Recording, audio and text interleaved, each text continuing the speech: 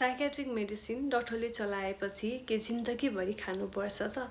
धेरैजना पेसेन्टले, क्लाइन्टले र जनमानसमा भएको एक खालको भ्रम के छ भने मेडिसिन चलाइसकेपछि जिन्दगीभरि खानुपर्छ। तर यथार्थमा साइकेट्रिक सबै दबाईहरू चाहिँ जिन्दगीभरि चल्छ भन्ने चाहिँ छैन। त्यो पनि केले डिटरमाइन गर्छ भन्ने कुरा चाहिँ एकदमै महत्त्वपूर्ण छ। सो त्यो भए हुनाले गर्दाखेरिमा चाहिँ जस्तो हाम्रो एउटा चाहिँ के हो त भन्दा कस्तो खालको समस्या हो भन्ने कुराले निर्धारण गर्छ। जस्तो सामान्य खालको मनको समस्या हो या जटिल खालको मनको समस्या हो भन्ने कुरा चाहिँ हुन्छ। जस्तो मानसिक समस्यामा एन्जाइटी या एक्युट स्ट्रेसको कारणले गर्दा हैन आएको एन्जाइटी डिप्रेसन हो या चाहिँ नि लाइक कडा खालको मनको समस्या हो, त्यसमा पनि त्यसको सिभिरिटी र ड्युरेसन अफ इलनेस भनेर भन्छ, जसमा चाहिँ कति लामो समयदेखि यो छ भन्ने कुराले पनि निर्धारण गर्छ।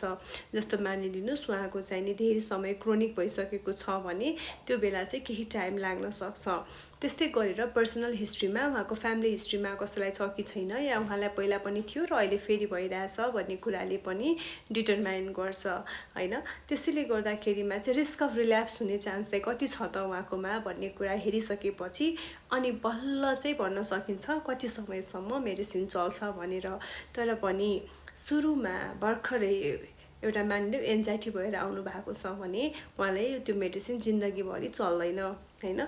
तर पनि अझ माइल्ड खालको छ भने काउन्सिलिङ साइकोथेरापीले काम गरि नै हाल्छ। त्यसै गरेर अरूमा चाहिँ जस्तो भनिलो मोडरेट सिभियर छ भने मेडिसिन साइकोथेरापी भयो भने हैन मेडिसिनको ड्युरेसन चाहिँ 6 महिनादेखि 1 वर्षसम्म चल्छ। तर स्टप गर्दा डक्टरको कन्सल्टेसनमै स्टप गर्नुपर्छ। डक्टरले स्टप गर्नुभयो भने अनि हामीले स्टप गर्यो भने चाहिँ हाम्रो रिल्याप्स हुन सक्ने चान्स एकदमै कम हुन्छ। इफ नट मेरो त टाइम पुग्यो मैले छोड्छु भनेर हामीले छोड्यौँ भने त्यो बेला फेरि हामी मेडिसिन विथड्रल सिम्टम्सहरू पनि देखिन सक्छन्।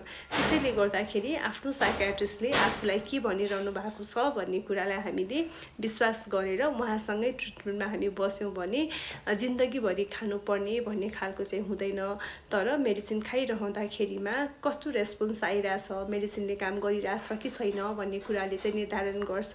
कसैलाई मेडिसिनले चाँडै काम गरेको छ भने उहाँले छोड्न सक्ने चान्स अगाडि नै हुने भयो भने कसैलाई अलि लामो समय लाग्न सक्छ। Thank you so much.